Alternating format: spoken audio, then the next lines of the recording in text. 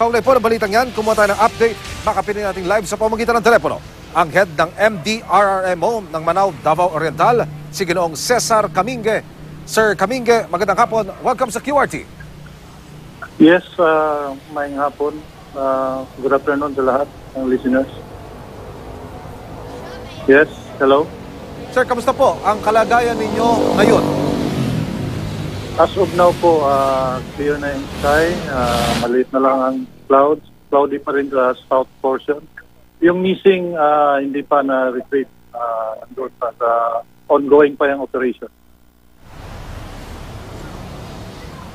Hello? Ilan po ang nakarating sa inyong missing hanggang sa kasalukuyan?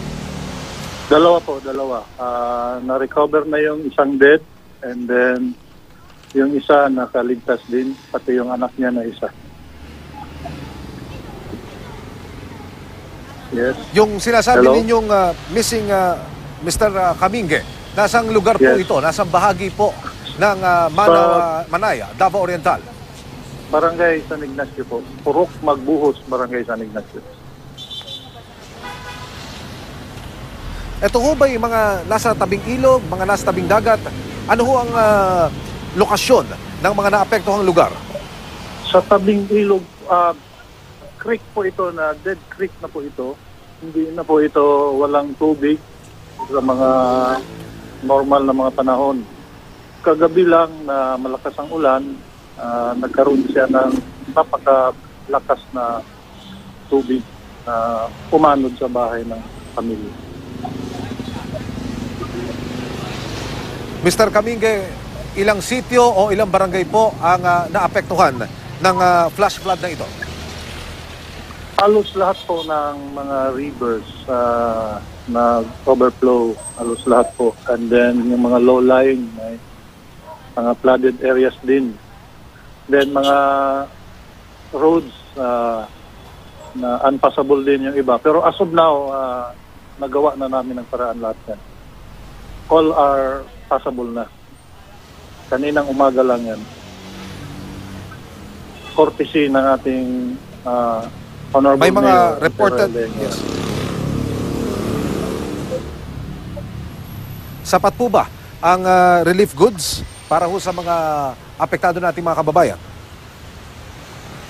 Sapat po, nakakuan po kami. Then, nagbigay na po yung ibang barangay. Nag-ask na rin po kami ng tulong sa province.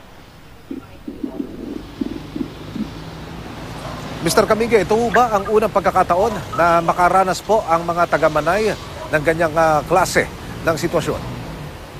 Tama po yan. Napaka-extraordinary po. Wala namang mga ganun mga advisory na ganun kalakas ang nangyari. Kaya nabigla yung isang dead river or dead creek na yun na hindi naman walang tubig. Sa iba, walang nangyari po kasi malakas po yung ating awareness doon sa mga kanilang kasalukuyang naroroon.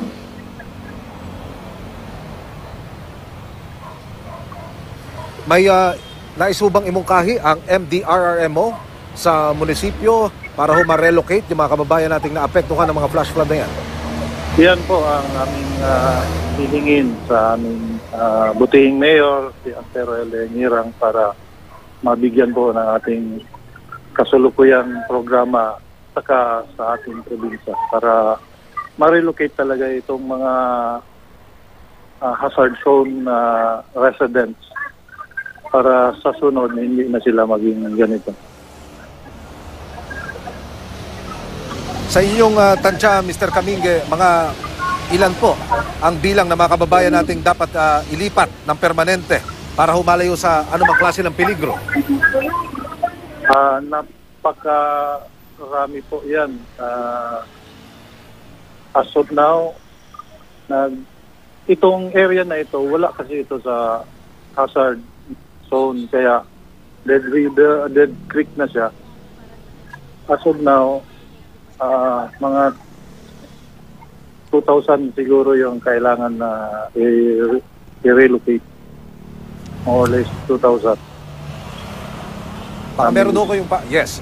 Baka meron ko yung mga panawagan sa inyo pong mga kababayan. Samantalahin niyo po ang pagkakataon, Mr. Kaminge. Okay po, sa ating mga taga-Manay, makinig po sa aming mga advices. Magte-text naman din po yung ating NDRMC at saka mga ating mga barangay, sinusuyod ang ating mga public officials. Makinig lang po at sumunod ng ating mga advisories para ligtas po tayong lahat. Mga kapuso, ang head ng MDRRMO ng Manay, Davao Oriental, si Ginoong Cesar Kaminge. Sir, maraming salamat. Magandang hapon po. Maraming salamat din po.